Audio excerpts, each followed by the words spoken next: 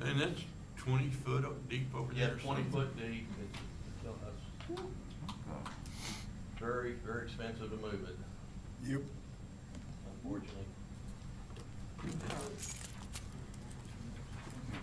Any further questions?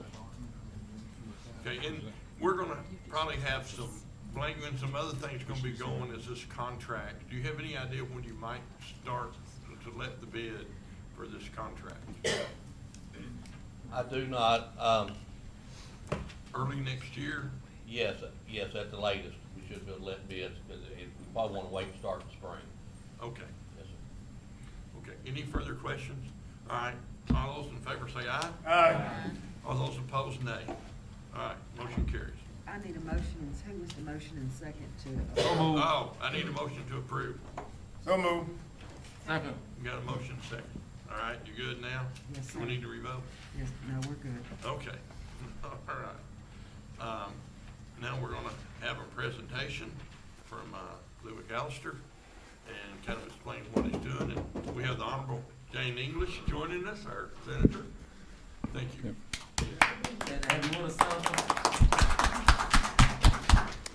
Thank you, Mayor and Council. I am Lou McAllister. This is Elise Smith. We are part of Broadband Development Group, and we are here to talk about the AR Broadband Now program, which is a statewide initiative to help get affordable broadband internet access to the entire state. Our job is to formulate a master plan, and my slide didn't come up, Emily, I don't know. I did wrong.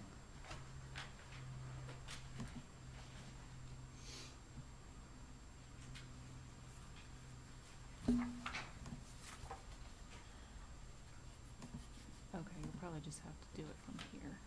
I think you just chose this source. Just- So if you can just. I'm sorry, do what now? Just,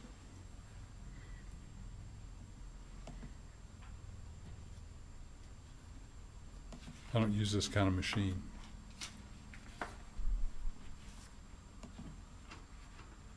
Is there a play button? Well, it's what to do here.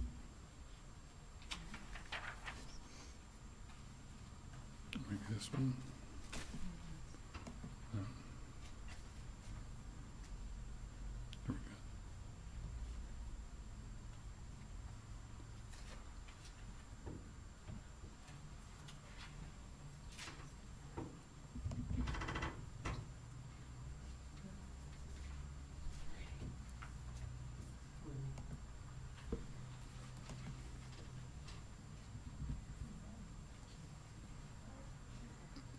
I ain't gonna answer it.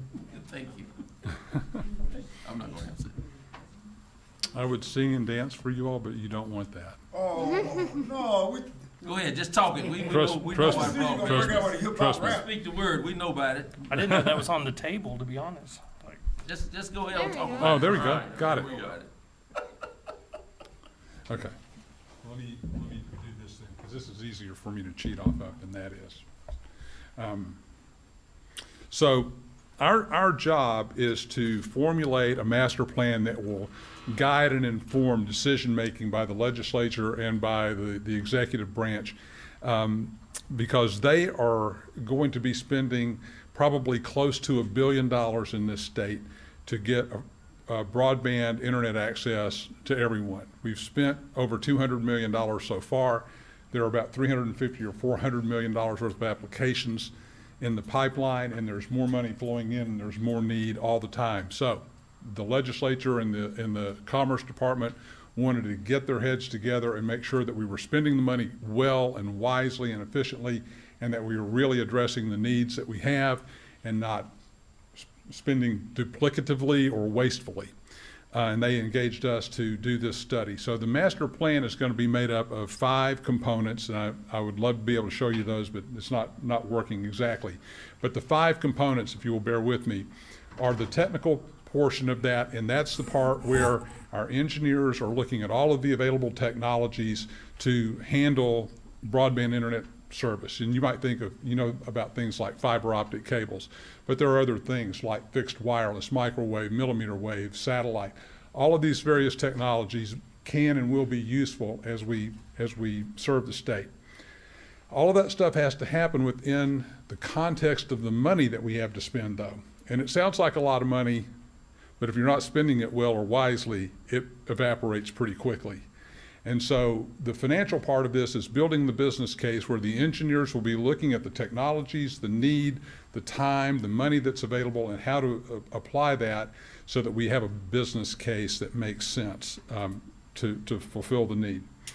A third component of the plan is the commercial part, and that is how we look at the sustainability of a plan. A good plan is not going to be a bucket where we're always throwing tax money and it's always just running out the bottom and going away. A good plan is going to be sustainable so that the business case works going forward, and we won't be back in this case in 3 years or 5 years or 15 or 20 years.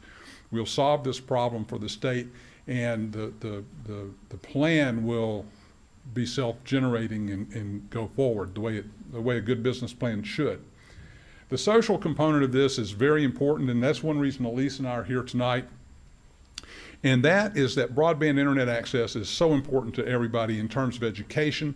It's important in agricultural business, it's important in telemedicine, it's important for business development and economic progress. It helps us retain our children, helps us get higher median incomes, it helps us recruit businesses into the state. It's vitally important. But the social part that we're working on right now is the collection of data. And we are out conducting over 300 meetings in the state in the next 5 months. So we're on the road a lot.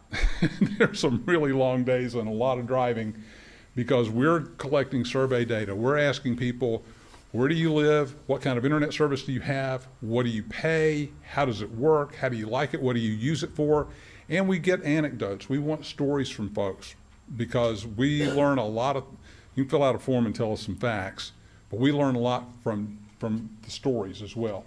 So I think you all have the survey. If you don't have the survey, we'll make sure you have the survey. But we want surveys from everybody. And we want to have community meetings around the community so that we can get into neighborhoods that are unserved or underserved and hear about them. Yes, ma'am. Oh, I thought okay. you were gonna. Well, I did. I just wanted to say that you're asking us to talk to our churches, I talked to the superintendent school district today, and they want to talk to you and want you to come to one of their school board meetings. So I think this is key that we help them get feedback because they're not a provider. They're not going to lay wire and hook up your internet, but Yeah. they're finding out what is truly the need. I get phone calls. I'm working from home now. My internet doesn't work fast enough. We have a neighborhood in town that doesn't have anything but CenturyLink. So there's areas now. First Electric and him and I were talking. First Electric's laying fiber actually to people's houses, and it's affordable, and they received a grant from the state to do that. So they're providing it in northern Placer County areas they serve in electricity. So I think it's really important that we as the city leaders help him get in contact with, or his group get in contact with other communities, churches and civic groups and that sort of thing. Yeah, absolutely critical. And I've known Senator English for about a year now, and I think she will attest to the fact that maybe one of the things that she gets the most calls on is internet service. And she's always sending me an email. Somebody called me that lives over on Trammell Road or lives over in this, and so we have this conversation quite a bit about who has service and who doesn't have service. But I can't emphasize enough that this is one of those places and times in history where your voice counts. Every single voice in the community counts. And if we can get every single voice, that's terrific. We know we're not going to, but if we can, because this is where you're going to be heard. We're going to collect this data. We're going to give it to the legislature and to the Commerce Department, and they're going to look at that report and look at those recommendations and look at that pile of money and then make some very complex decisions and very big decisions about what to do to serve the state. And that's the political part of it, and that's where the policy comes together. So that's the fifth element in the master plan. So we've got the technical, the financial, the commercial, the social, and the political. Those things come together, and we will be in a position to move Arkansas from the bottom half of state's internet service into the top tier, and that will pay us immense benefits in terms of our economic development, our education. I'm just going to skip this next slide because you can't see it. The whole thing is visual, but there are a lot of people in this state that are helping out. There are government agencies like the Commerce Department. There are non-governmental organizations like Heartland Forward. The University of Arkansas Agriculture Department, public television, the public broadcasting service, and then providers, Windstream, Ritter, Aristotle, Yelcott, and the list just goes on and on. And we're building that list almost every day as I talk to providers. There's some, there you go, there are the logos. Farm Bureau is big in this. The County Extension Service is big. So all of these folks are joining up and being a part of the solution. And it's a really gratifying thing to see, because nobody is saying, oh, no, don't include us. They're saying, how can we help? And that's just a very gratifying place to be. Very quickly, I don't even know how to drive that, but very quickly, people get confused about what is the internet, what are we looking at, what are we trying to do? If you look up at the slide there, the very top layer, that's Facebook or Google or Netflix or whatever have you. That's the stuff that you want to get and talk to and use. That's the application. We're working on the very foundational level, the physical layer. That's where the fiber optic cables are. That's where the microwave or the millimeter wave or the satellite stuff is going to take place. That's the physical layer. That's the road, the infrastructure. That's what gets you to the internet and gets you to those applications. And that's where that money is going to be spent in the state. The very last thing is just how to reach us. We've got an email, we've got phone number, we've got social media, Facebook, Instagram, Twitter, those things. We want to hear from you. We want to hear from your constituents. We want to hear from churches and schools and businesses. Call us, leave us an email, text us, follow our Facebook page. Our Facebook page started blowing up today. I don't know why, but it did. And it's kind of fun. And I think all the information we'll have all the information there. We have surveys. They can be done online. They can be done in Spanish. We have a QR code on that survey, so you can just shoot it with your phone and do it online, and we'll get the results automatically. We have a meeting request form, same idea. You fill that out or shoot that. It comes over to Tiffany, who is our scheduler. We'll get you on the calendar. We'll get in your community, and we'll hear what your folks have to say. And I'll just close with, this is AR Broadband Now, and we want to accelerate the natural state. That's what we're here to do.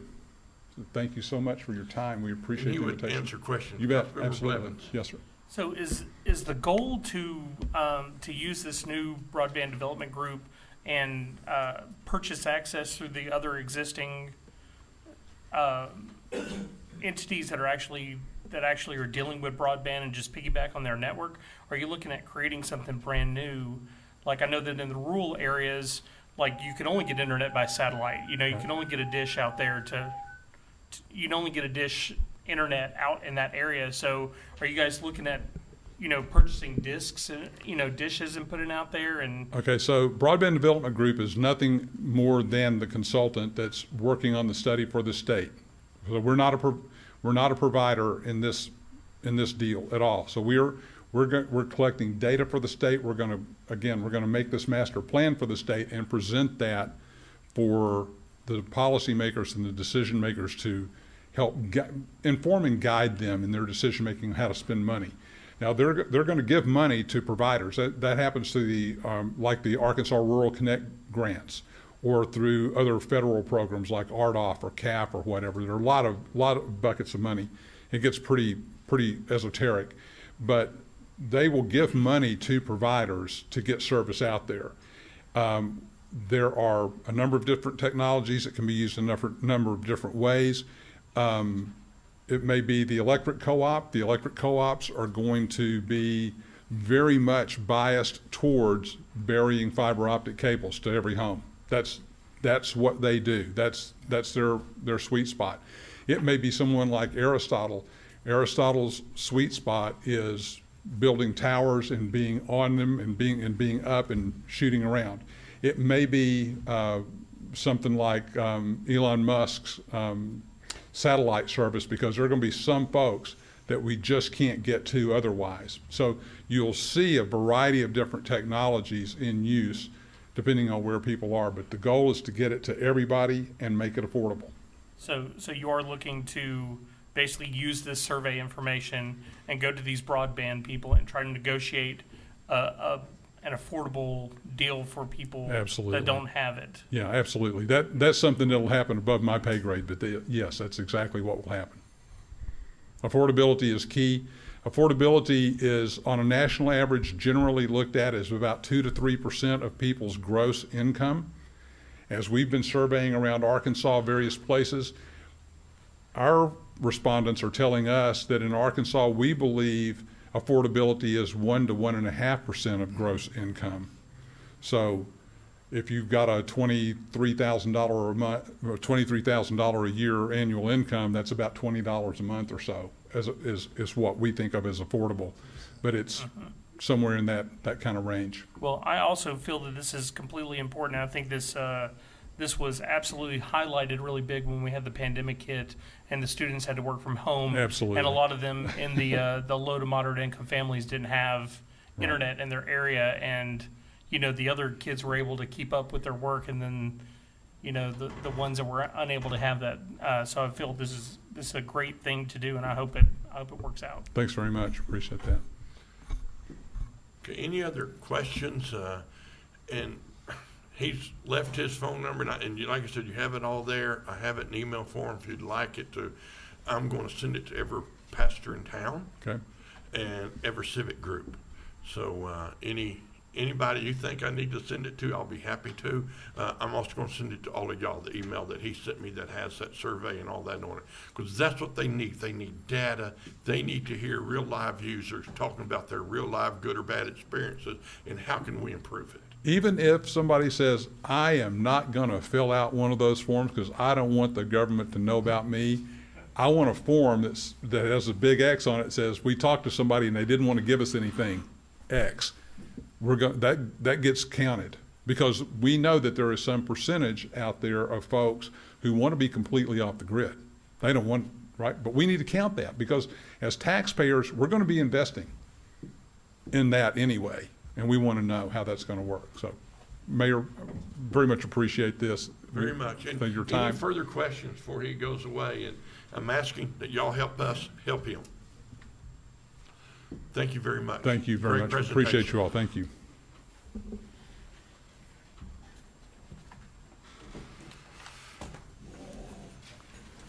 I'm going to give them a moment to clear out before we move on. But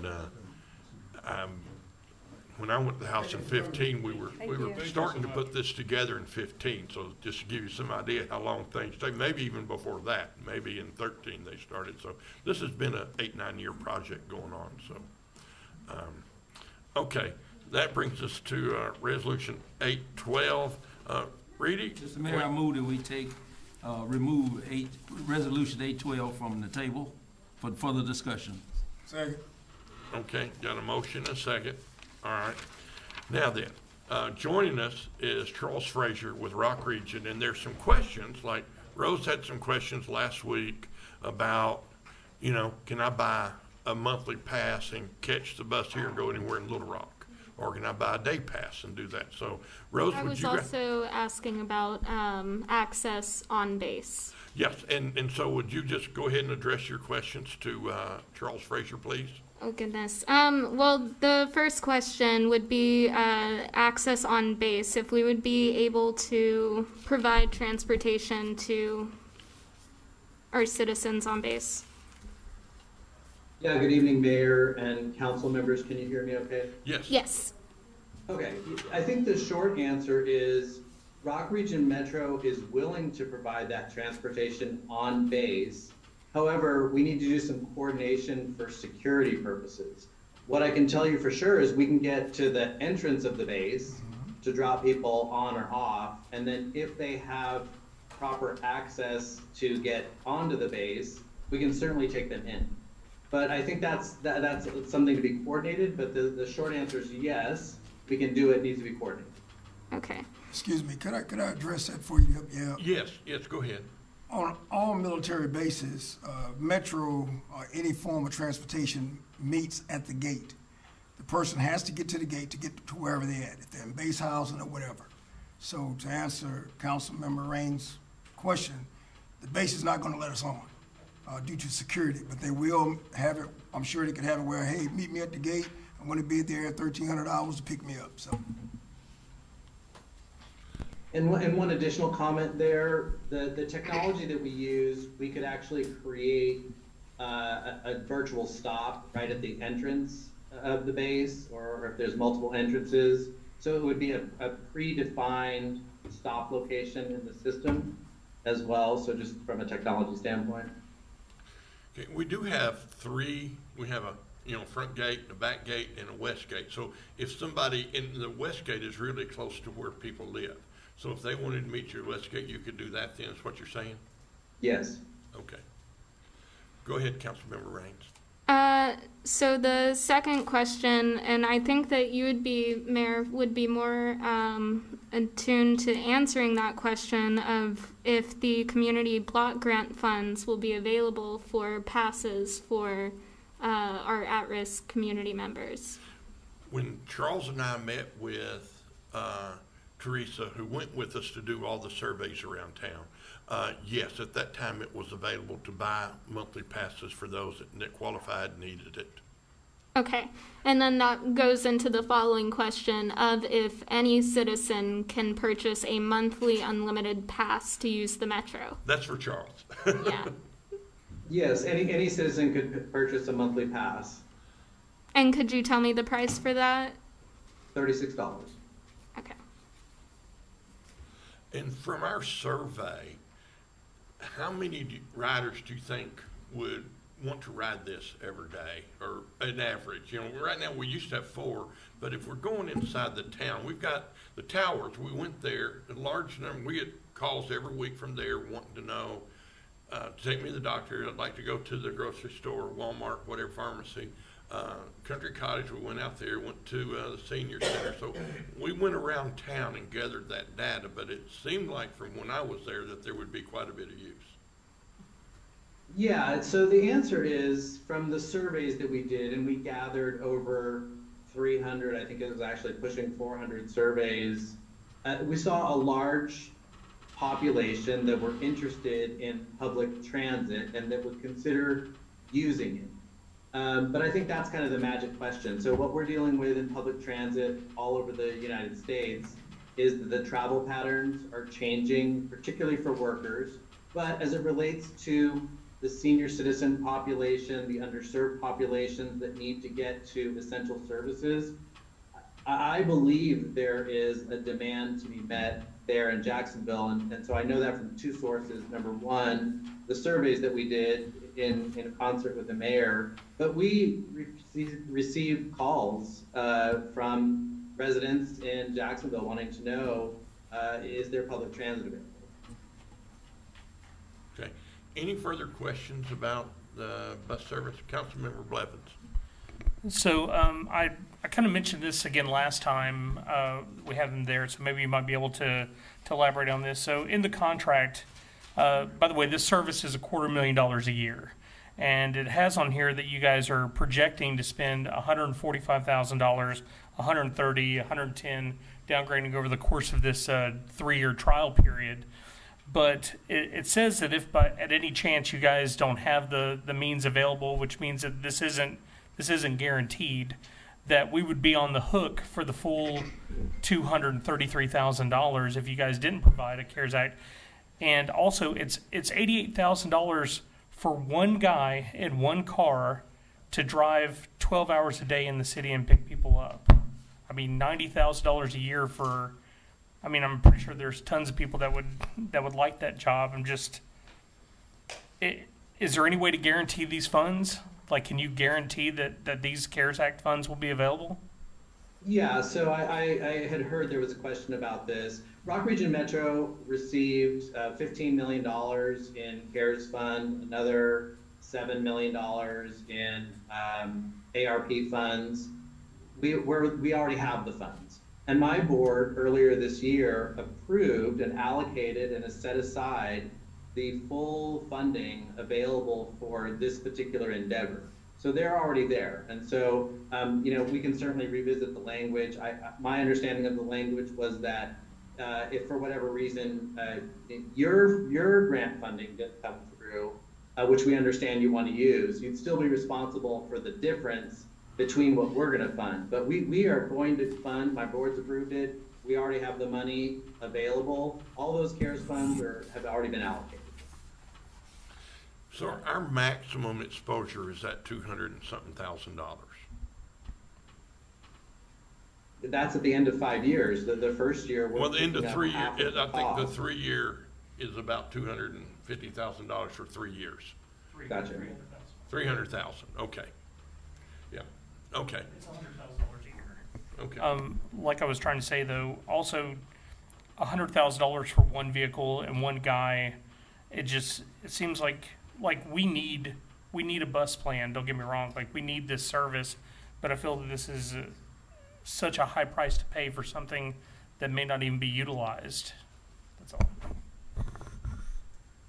I can address that if you'd like, Mayor. Yes, please. Yeah, so, the service that we're proposing, so we're in the business of public transit, and the service that we've proposed is the best option for growing ridership, which is a full 12 hours of service a day. And that's one vehicle for 12 hours a day, but that in reality, that's not one vehicle. That's actually two vehicles, and then a third vehicle as a spare for when there's accidents. So that we're going to be procuring these assets, and then it's not one driver, because not one driver doesn't operate 12 hours a day. It's 2.5 drivers, because you've got an AM shift, a PM shift, and then you have to cover sick time and FML. So the purpose, and I understand that it's an expensive concept, but what we don't want to do is offer service for the 12 hours a day and then not be able to follow through with that because somebody called in sick or there was an accident on the vehicle. So why it's the price is because we're going to have extra vehicles, extra operators available. So that's, I think, one point. And then if you'd like me to just give you one other comment, I would encourage, we did this with the city of Conway, if there is a desire to look for a different pricing model, there's private companies, via Uber, other companies that can provide this, and perhaps the city wants to look into that. But we're in the business of public transit, so this is what we're able to do. We've got a model that works for us. Councilmember Blevins. Well, first of all, let me just address the one car, one driver. So I didn't mean there's actually one guy named Bill driving his 88 Lexus. Okay, what I meant was is during one shift, there's one gentleman and one vehicle provided by you guys driving back and forth at any one time. So if they get stuck like 30 minutes at the base, or stuck in traffic or something, it ties up the whole deal, which is something that could happen. But I'm just saying that is the point. And also, Conway is a college town, and I know that it probably gets a lot of use by this, this type of program works a lot because there's tons of students that need to get from one place to another that don't have vehicles, whereas we don't have the luxury of multiple campuses and colleges. Again, that's just my take on things. I think that the idea is good. I just think that for the buck there could be more bang, and that's just my personal thoughts. Okay, thank you. Councilmember Traylor. No, I think Mr. Blevins pointed out what I was going to point out. Okay. Any other question, Charles Frazier? Okay, I entertain a motion to read Resolution 812. So move. Got a motion second. Any further discussion? I'm sorry. I thought we had pulled it from I thought we had a motion and second to pull it from the table. I thought we did that. Did we not vote on pulling it? Okay, okay, but now it's back on? Reedy pulled it from the table and now it's back on the agenda. I need an all in favor vote. Who's in favor of pulling it from the table? Pulling it back on, putting it back on. All in favor say aye. Aye. All opposed, nay. Okay, now it's out here. Now then, I'd entertain a motion saying which we had. We can do it again So move. To read. to read it. So move. Do I have a second? Second. Okay, got a motion and a second. Okay, all those in favor of reading it? Aye. Opposed, nay. Resolution 812, a resolution approving and granting authorization to Mayor Johnson and other officials to enter into a service agreement with Rock Region Metropolitan Transit Authority and for other purposes. Okay, now then, discussion on 812. Okay, you want to move? Okay. I move that we adopt resolution 812. Do I have a second? Do we have any discussion? Yes, we are. We are right now. Got a motion, second, now discussion. Councilmember Traylor. Just like when we had this before, I really don't think this is a good way for the city to spend their money. If there were people that were gonna use this service, we wouldn't have lost the bus service. We would have taxi services in town if people were gonna be riding, would be utilizing this. People would be out there trying to make money by offering this service. I don't see us spending this much money to. There is a major cost difference between a $5 taxi ride to the doctor and a $5 ride back home, or $1.50 for all day. We had programs where people we reimbursed them for taxis, correct? Yes, and it was, Okay, they so the spent taxi close to company- $20,000 a year. The taxi company was getting their full Yes. share, Or a reduced price, whatever Teresa negotiated. but they still didn't want to stay in town even though they were getting their full share. I don't know why they went out of business. Well, I would rather find out why they went out and try to get something else before we spend over $100,000 a year over the next 3 years. Okay. Mr. And I Mayor. still have a problem with who is, I mean, and I get people that need this service and being able to utilize it. But I can call and tie it up for an hour and a half every day by asking them to come get me at home, take me to lunch, and take me home, and I can pay $1.35, but it's still taking their time that they can't give it to somebody else that would. Do they sit and wait on you while you go shopping, or they go do other things and come back when you're ready? I'm asking Charles Fraser that question. Yeah, they're gonna come back, they're gonna come back when you call them. It's on demand. You can schedule in advance as well, so if you predicted that you were gonna be in the grocery store for 45 minutes, you could schedule the return trip in advance. But it may be an hour or an hour It and could, 5 it could minutes. be, it's demand responsive, so it depends on the demand that's going on in the service. Right now, we are averaging about a 10-minute wait, if you call it on demand, in our various zones. Okay. Okay. Any further questions? Yeah. The reason why I moved to this because before the pandemic, I used the right Metro because I got trapped in Jacksonville trying to get to Little Rock. I got trapped in Little Rock trying to get back to Jacksonville, and the Metro just happened to be there, and I having to run down to Rock Street to the bus station down there and caught the bus to come home. And I thought it was pretty good, even though I got off at McDonald's. I still had a long way to go, but I still got to Jacksonville. And Okay. it's all right. The ride's all right. Even the ride is better now since they're gonna pick you up at your home instead of pick you up or standing on the corner on the route and out in the cold. Okay. It's better. Councilmember Sansing. If I'm correct, when the military is looking at Air Force bases and keeping them in the area, this is one of the items that the base is graded on. And we do want to do everything possible to keep the base in our area. And so, yes, this is one of the things that I feel like we need to do for the citizens that are underdeserved and to help enhance the score of the Air Force Base to the military when they're looking for closures. There will always be another round of brag. Councilmember Blevins. I agree there does need to be a plan, but I don't feel that this plan is what matches us. And also, you're talking about $36, $36 a month, right? Well, we broke down the average to be $64 an hour. So at $1.35, it's $64 an hour. That means that 56 people have to use this every hour just to break even. And it's, again, there are other options that we should pursue, including a city-owned system that we can control everything and use for Festiville and the senior center and all these others, and rope it up into one thing and have multiple vehicles running at a $48 an hour or $48,000 a year position with the person. This just is one person, one car, 10-hour shift. It doesn't work for our city model. You've said that, yes, I understand. Well, I felt that it needed to be iterated since That's the fine. alternative was given. Okay. All right, Mr. Mayor. Councilmember Raines. Yes. So my question earlier was if we were able to go in for 1 year, see how it is, and then decide whether or not to continue to year 2 and year 3. And I'm not sure that fits their methods, but it would be up to Charles Fraser to answer that question. Yeah, Mayor, I can answer that. So we had quite a few deliberations on my board about how we could provide the service.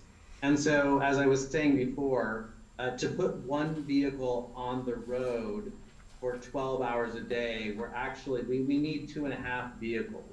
And so there's built into the contract, which is what my board has approved, is a minimum of a 3-year commitment so that we can properly depreciate the vehicles that we are buying with federal money. And so if you were to choose to leave early in the first year, there's a cancellation fee so that we can recoup that loss. We would end up having to give that money back to the federal government. So the short answer is yes, you could cancel, but there's a cancellation fee in those first few years. Okay. And can you elaborate on that, what the cancellation fee would be? It's in the $100,000. contract. $100,000. Yeah, I'm just looking It's on page 4. real quickly. If it's in the first year, it's $100,000. The second year, $66,000. Third year, $33,000. Okay. Councilmember Blavin, Councilmember Bolden. Here's what I want to ask, is there a deadline on this happening? A deadline on this? Oh, I don't know. Charles, is there? So the short answer, I want to give 2 pieces of information. Give me The short short answer. answer is no, there's not a deadline. Okay. My board has approved, moving forward with this.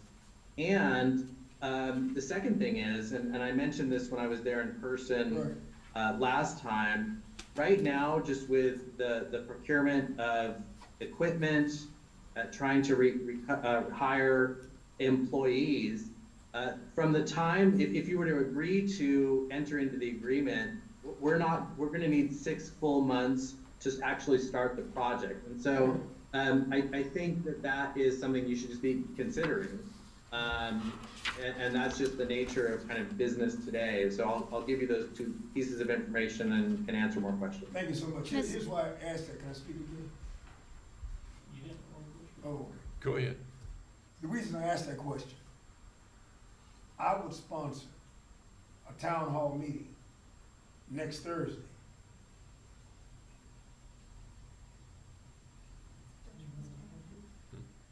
If we can. I couldn't hear you. Well, That's still I should busy. know that, right? Yes. Let's do it, well, we can do it quick. What about you? Me?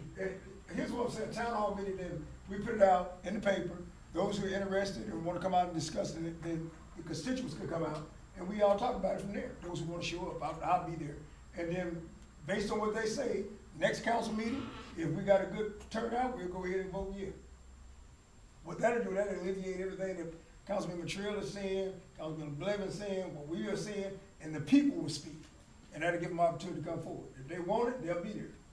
Okay. Mr. Mayor? Yes, ma'am. If I am understanding from the discussion today, we did do a survey to Yes. get a roughly 10% of our citizens' feedback, and of the 10% of the citizens who participated in this survey, how many were for it?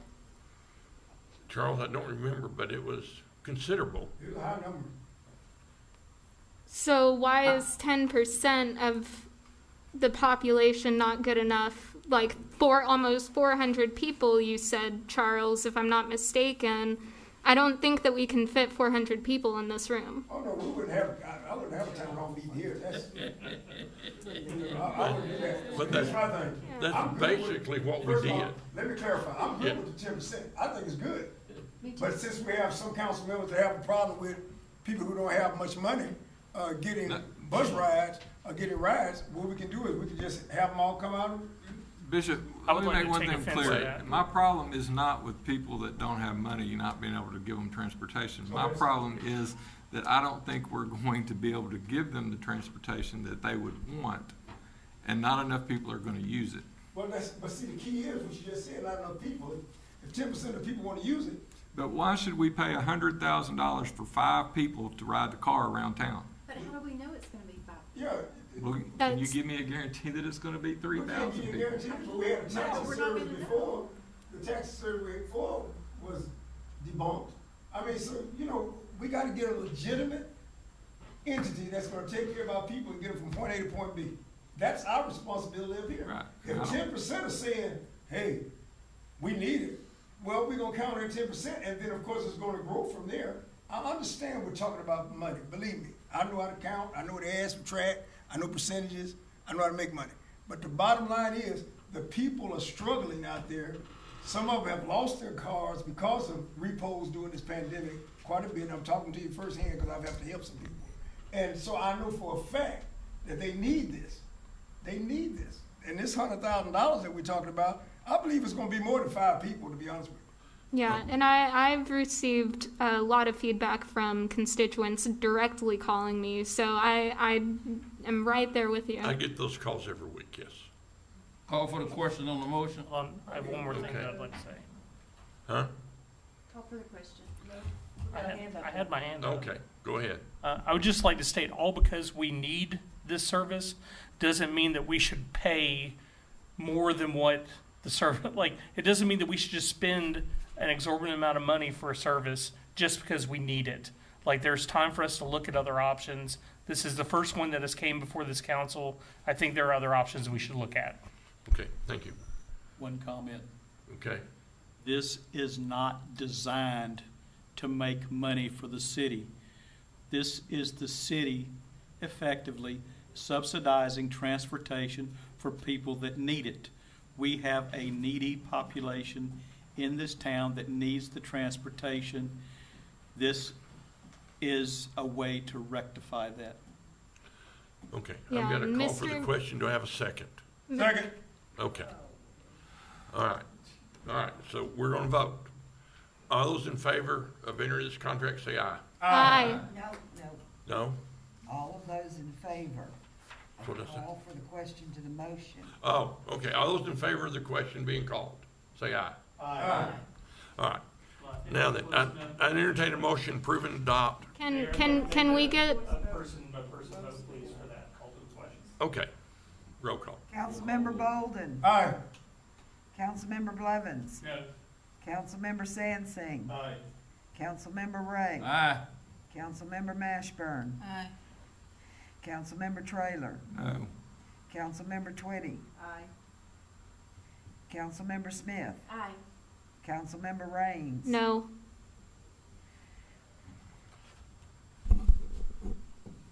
Okay. It passes. Okay. That's 4. So, I'd entertain a motion, prove and adopt Resolution 812. So move. Second. Got a motion, a second. Any further discussion? All right. All those in favor say aye. Aye. All those opposed, nay. Nay. roll Do call. we need, okay, roll call. Councilmember Bolden. Aye. Councilmember Blevins. Nay. Councilmember Sansing. Councilmember Ray. Aye. Councilmember Mashburn. Aye. Councilmember Traylor. Nay. Councilmember Twitty. Councilmember Smith. Aye. Councilmember Raines. Aye. Motion passes. All right, thank you. Thank you, Charles, for being here. Thank you. Thank you so much, Charles. My pleasure. Look forward to working with you. Just before you go, tell us, what percent of your services riders pay for? 20%. 20%, okay, thank you. Yeah, it's a subsidized service. Right, okay. All right, thank you very much for being here. Thank you. All right, now that's gonna move us on to ordinance 1673. I entertain a motion to place ordinance 1673 on first reading. Second. Got a motion, a second, roll call. Councilmember Bolden. Aye. Councilmember Blevins. Aye. Councilmember Sansing. Aye. Councilmember Ray. Aye. Councilmember Mashburn. Aye. Councilmember Trailer. Aye. Councilmember Twitty. Aye. Councilmember Smith. Aye. Councilmember Raines. Aye. Ordinance number 1673, an ordinance amending and modifying section 604010 of the Jacksonville Municipal Code and for other purposes. Okay, I entertain a motion to approve on first reading and place on second. So move. Do I have a second? Second. Okay, got a second. Okay, discussion. I have a question, Mayor. What's the changes from this and current ordinance? Depending on the size animal you have to have a cage that's adequate to keep that animal, and it's not in the sunshine, and it's being protected The biggest, properly. sorry to interrupt. Yes, thank you. The biggest change is that no kennels or crates would be allowed. That isn't specified in the original. Do you have an original copy of all of the? Not the original, no. Okay, because that may help with some of your questions about the differences. Adequate shelter isn't defined in the original Jacksonville Municipal Code, and it's a much shorter version. This is just protecting the animals from the elements. Right, so from just hearing what you're saying, to make sure that I understand, you're saying that previous, or currently as it stands with the ordinance as is, that a kennel is adequate housing, Yes. and that's just simply not true, right? This also includes the new proposed change wouldn't allow for tarps to be a shelter. And I know that Animal Control, I've spoken with Haiti, that's been an ongoing issue for her, that there's, I believe, 2 animals currently in a crate outside with a tarp over it, and it's just not enough protection for them from the elements. Right, and one thing that I will note is that it does get very hot underneath tarps, and that amplifies the heat. That does not help at all in alleviating any of the symptoms of heat stroke or anything like that for a dog. Okay, thank you. Yeah. Any other comments, questions on this ordinance?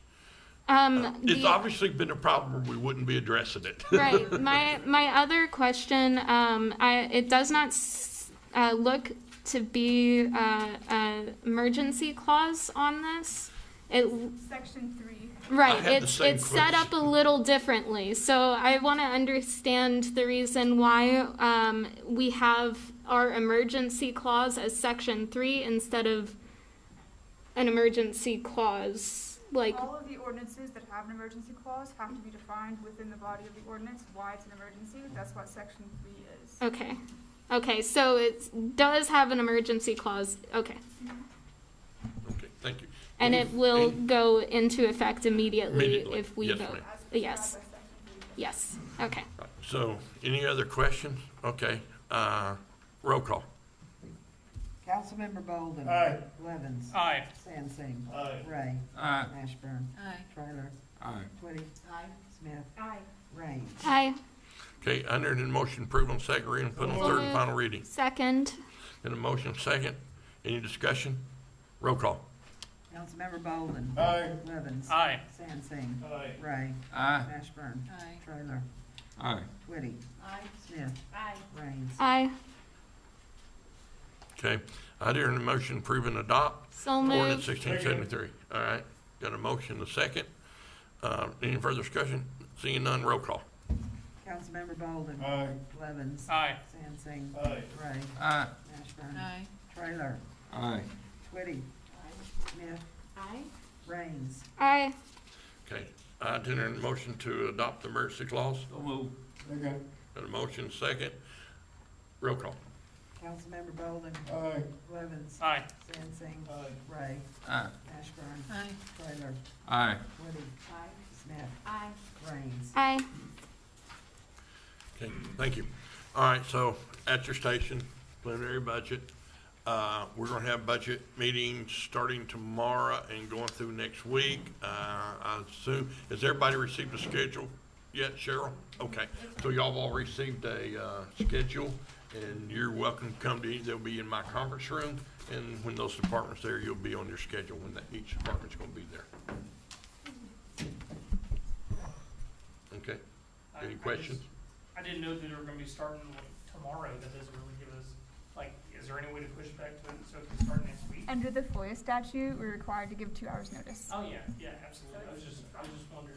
Right, no.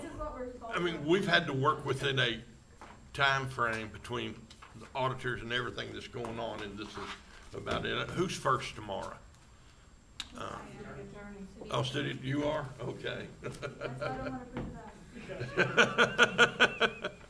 Okay, so, Next item of business is removed from the agenda. okay, thank you, since Councilmember Deet's not here. All right, so the next item is, discussion by Councilmember Blevins over various sundry items, I don't know what. Yes, sir. I have a couple items. First item that I'd like to talk about is, last city council meeting, we approved the mill, the mill add-on. And we were talking about the 0.5% mill for the, for the general fund, and the other one for improvements, or I can't remember what the other thing is. So back in 2005, the city of Jacksonville had an election, and we voted, like the city voted to have that 1%. That 1% did not exist before then. We only had 2 mills. So the city voted for that 1% mill.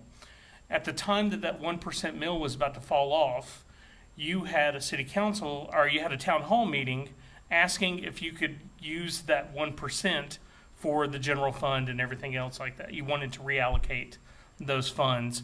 And during the town hall meeting, everybody said, hey, look, we don't really want to do that because we don't want our taxes raised.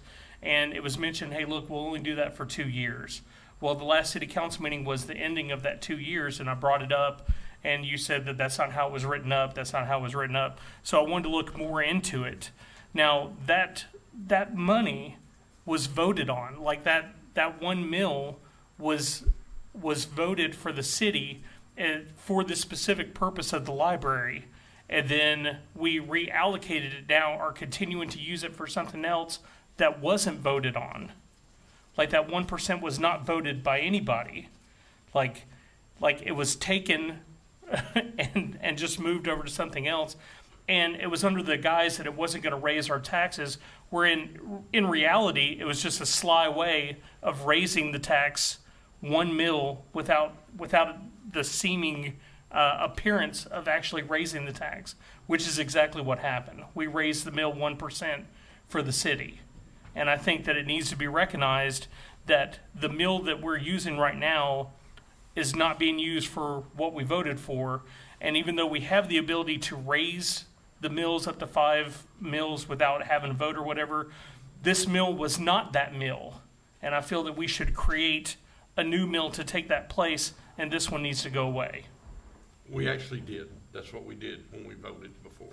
No, it is not. Okay. And you can take it up to the city attorney, because I obviously don't know. You can discuss it with her. So on October 15th, 2020, you stated during the city council meeting that, in response, you said that this is actually the replacement for the 1 mill that was the library. You said it was a replacement of the 1 mill that was the library. Well, it's just, it was on your one. tax bill it is, yes. So did the library get paid off? Yes.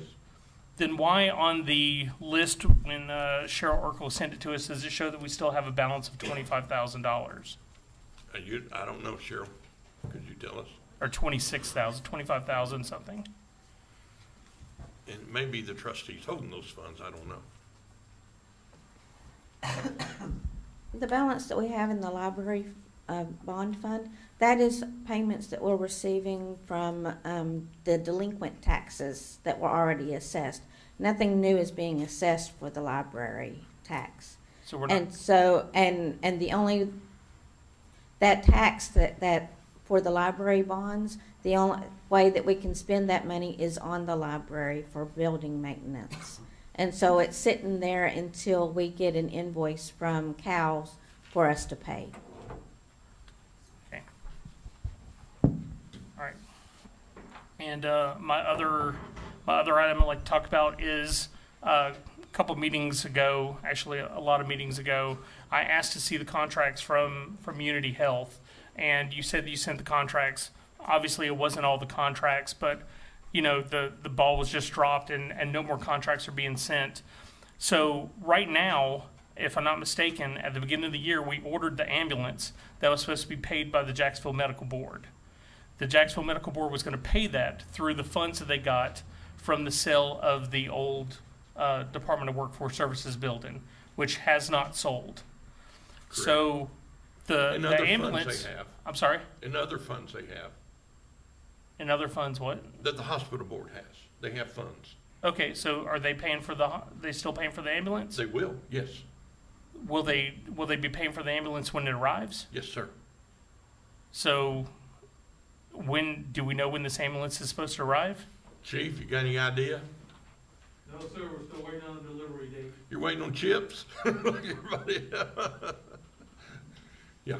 So we will not be using any city funds to purchase this, even No, though sir. in the contract it says that the city or the Jacksonville Medical Board will purchase this ambulance. Correct. Which, okay. Is there any way that we can still get the rest of those contracts?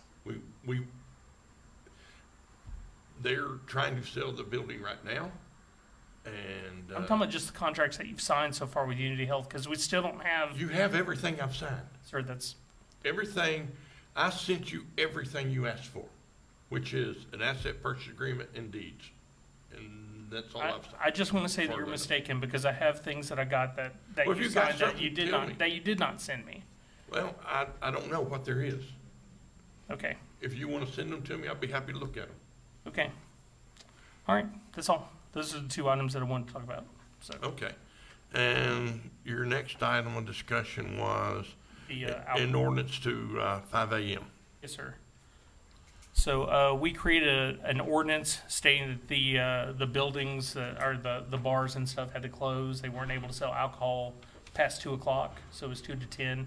As we know, this has hurt some businesses that annexed in. They came in here and they asked, and I was thinking that as a good faith offer, since they have permits that allow them to sell until 5 a.m., I would like to amend these two ordinances that have this to allow them to sell alcohol until 5 a.m. And that's basically what If you'd like to do that, you have that freedom. well, I If wanted to you're discuss asking to the see how council other to people. discuss it. Yeah, If I'd you're like to have a asking them to discussion of what discuss other it, it's people up to think about them. that. Do you know how being able to serve later, how you get that permit? Is it not a private club? I don't know. I mean, is it something that I think if it's we a change state the ordinance regulated. that everybody out there could get that permit? No, there's There two is. businesses that have a 5 a.m. permit that are currently in Jacksonville, and that's what used to be Hollywood out there, Elixir, and Sensations. It used to be Diamond Alley. Those are the two clubs with 5 a.m. permits. What allows them to have 5 a.m. permits? ABC. versus Anyone else? ABC allows those private clubs, and I don't know if they still allow They're not 5 doing 5 a.m. a.m. They're not doing 5 a.m. license anymore. They're just grandfathered in. Right. Does that answer your question, Councilmember Traylor? Okay. Anybody else have questions of Councilmember Blevins? I was just gonna make a comment. Okay, If I Councilmember Sensi. remember correctly, we went to the 2 a.m. partially in response to incidents that were taking place with the club right down here that is now Lamanco's warehouses. And that's why the 2 a.m. was added at that time, because when that was added, those businesses were not in the city's limits. And so I think it's a little bit different situation now than having one open to 5 a.m. on Main Street. and something open to 5 a.m. out there that had been allowed to do it before. So, Mr. Mayor, Councilmember Raines? if I'm hearing this correctly, because that was one of my questions, is why we changed it from 5 to 2 a.m. So if I'm hearing this correctly, the business that had situations going on that ultimately resulted in us making that decision is no longer in business. Is that correct? Okay. Well, I thought the other one was the murder that happened out at, I think we did that, the police chief came to us and asked that, didn't It he? was a whole lot more than that. and Chief, would you want to address this or anything? I'm sure you remember. Yeah, you were here. I wasn't. It's a lot more than just one. I wasn't involved in the decision to change it to 5. I don't know what, we did have a homicide, one of them, a stabbing up on John Harden. We had issues at Peaches, and I don't even know who the chief was at the time that did that. Was that Sykes? You know, if I remember, no, I don't think so. But if I remember right, Kenny what Boyd. had happened was other places in the county were closing down at 2 o'clock because that was the requirement. We didn't want an increase here. And what was probably. happening was everyone from all the other places were coming into Jacksonville. They were bleeding over here. Right. Was there a that's fatality how it accident came out up. there as well? There's been several. We've had several people hit by cars on John Harden. Over the years, there's been quite a few, a surprising number of people leave the clubs intoxicated and walk down a dark road. So that has happened quite a bit. We did have the homicide at the one. That club is no longer. I don't know if that's the same owner that's there now. Yeah. It was the Elixir. I don't know what it's called now. I can't remember. We don't have a lot of problems out there now. If it goes until 5, that's only a certain number of people that stay up that late drinking. And but if that's the only club in town, then that's probably there'll be an increase in business. Or in the Mr. area, Mayor, I should say, the area. As being a bartender, closing down at 2 o'clock is more controllable by law enforcement than it is by staying open to 5. It is. It's only that few people that stay open to 5. I don't see a lot of money being made between 2 and 5 because when we shut down, it's just only a few people standing there talking about, I don't want to close, I don't want to close. And it's not profitable to stay open that long for that. There's only a certain number, a very few people there after 2 o'clock. Yes. And I don't know if it's worth it or not. Yeah. Well, Councilmember Levens. there is only 2 businesses that I know of that have the 5 a.m. liquor license. There is only 2, and again, they are 2 businesses that annexed into the city, and then after they annexed in, we created this rule that stopped them at 2 o'clock. Whereas, if they were to de-annex, which was the whole reason why they came in here this last week, like they would be able to reopen till 5. And again, this is only two businesses, so maybe we could just add an amendment to grandfather those 2 businesses in at 5 a.m. to the 5 a.m. That's legal or not. I don't know either. That's why I Yeah. want to have a discussion. Exactly. Potentially create some issues Yeah. if we Okay. allow certain businesses. I think we have to look at it. Yeah, okay.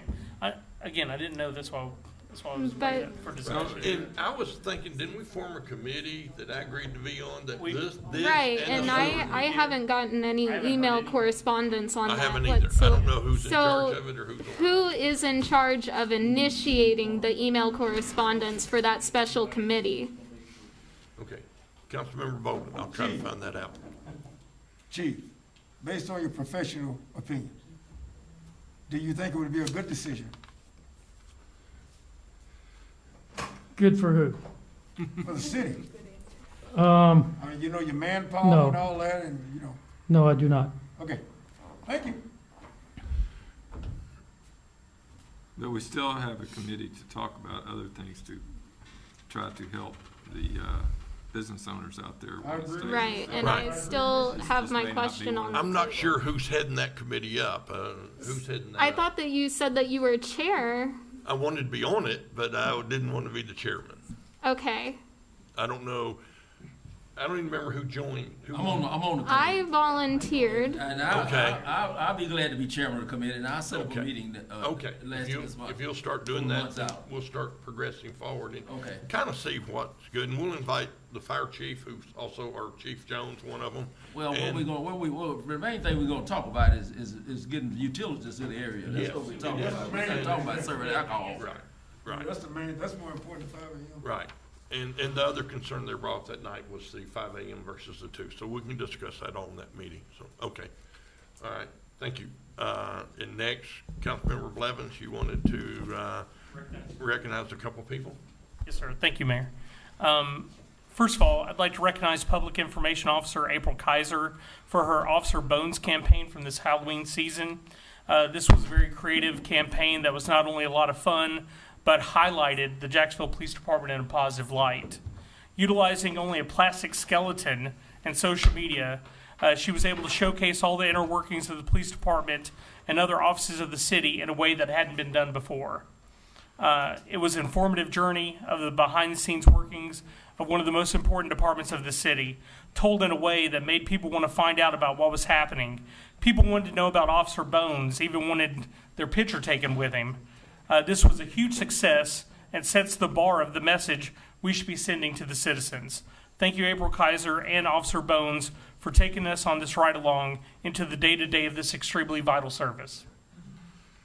He was pretty cool at I think it was a Trunk or great, Treat, too. I think it was an amazing campaign that I would love to see continued. Okay. And you had another one. Yes, sir. This is for Courtney Dunn. I would like to take this opportunity to recognize Jacksonville Chamber of Commerce CEO Courtney Dunn for all her hard work and accomplishments for these past couple years. This city has had its ups and downs. No organization more than the Jacksonville Chamber of Commerce. Having no one at the helm for almost a year, she was hired to take the reins and try to gather momentum with a vehicle that hadn't moved in so long that no one was watching when it started to happen. Courtney was a strong-willed and motivated leader, limited only by the approval of the board she answered to. In the last couple years, that vehicle, powered by her sheer determination and passion, started to gain momentum. By the time the naysayers started paying attention, she was moving forward, and nothing was going to stop her. On top of her CEO duties, she started to study economic development and created a partnership with Jacksonville so that she could hone and sharpen those skills. She's a winner, plain and simple. She succeeded every pass, overcoming every obstacle. Courtney had received more education and was on the verge of outgrowing the CEO of the chamber position. She was an established economic developer now with training, certifications, and the motivation to succeed. Luckily for Courtney, another city saw that hard work, passion, and willingness to strive for greatness. Courtney starts her job as the economic developer of Maumelle, and her time as the CEO of the chamber ends tomorrow, November 5th. She's going to be incredible and succeed because Maumelle is her home, and economic development is her next achievement to conquer. She will do amazing things because we've already seen what she's done with an adopted home, so the sky must be the limit for her real home. So in conclusion, I would like to say thank you, Courtney, for everything you did for a city that wasn't yours initially, in a position with a stigma of negativity attached to it that you overcame, made yours, and succeeded with. Your absence here will be felt, and congratulations. I personally am glad that I finally saw you. Thank you.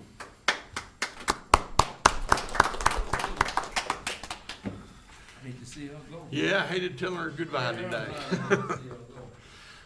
All right, I have a couple of announcements. One more thing, no? One more thing. What? Ornament. Oh, it's not on my, I didn't print the newest one. Okay, I'm sorry. I'm asking for your approval to approve Jeff Twitty to the Board of Adjustment. Okay, Morgan saying he's going to serve as a commissioner and as the Board of Adjustment member. That keeps us within our ordinance. So all those in favor say aye. Aye. All those opposed, nay. Okay. You know him? Thank you. Okay, so now I have a couple announcements. We all got our city and we got the municipal leagues coming up, but also in our city and town, there was a list of municipal league trainings, and I think most of them, if not all of them, are done virtually. So you'd be able to go to those trainings, including government 101, finance 101, and all those things that we've talked about in there. So if you look at your, or ask Michelle, she will email you those things that are on that agenda, that they have coming up. And of course, don't forget a week from today is Veterans Day.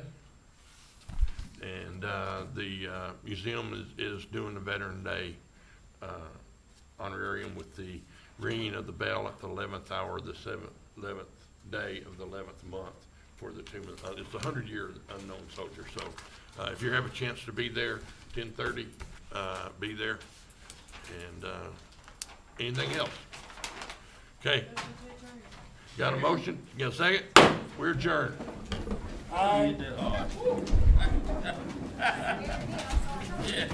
Yeah, get your phone out of the way.